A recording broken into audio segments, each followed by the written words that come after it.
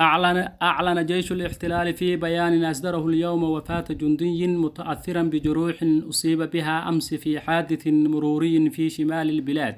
من جهة أخرى أعلنت مصادر في الشرطة عن مقتل 9 مدنيين في هجمات متفرقة وقعت أمس واليوم في مناطق عدة من البلاد. هذا وقد تجمع مئات من أسر ضحايا هذه الاعتداءات أمام مقر قيادة الشرطة مطالبين بمعاقبة المقصرين من عناصر الأجهزة الأمنية.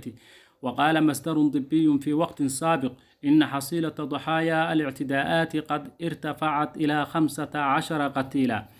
أعلن جيش الاحتلال ciidanka xooga wax ku haysta wuxuu shaaciyay في بيان أصدره بيان أصوصاري اليوم maantay وفاة جندي dhimasho askari متأثرا بجروح waxyeeloobay dhaawac أصيب بها kasoo gaartay أمس shalay في حادث مروري shil baabuur في شمال البلاد وقooyiga magaalada.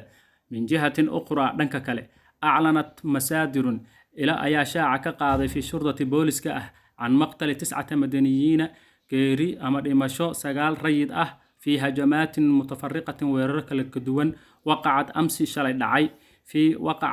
شلay dhacay واليوم maantayna في مناطق عدة deegaano dhowr uu ka dhacay oo meel bilaadi wadanka. هذا أرنكان وقد تجمع وحاسو أروري من أسر ضحايا هذه الاعتداءات qoysaskii wax ku yeeloobay xadgudubyadan amaama maqari xarunta horteeda qiyaadada shurdati booliska hogaanka booliska xarunta hortooda ayay ku soo urureen mudaalibiina ayagoo doonaya bimucaaqabati almuqassiriina in la ciqaabo ama ciqaabida dadka hawshooda ka gaabiyay min canaasir al-ajhizati al-amniya kamid xubnaha amniga loo xilsaaray.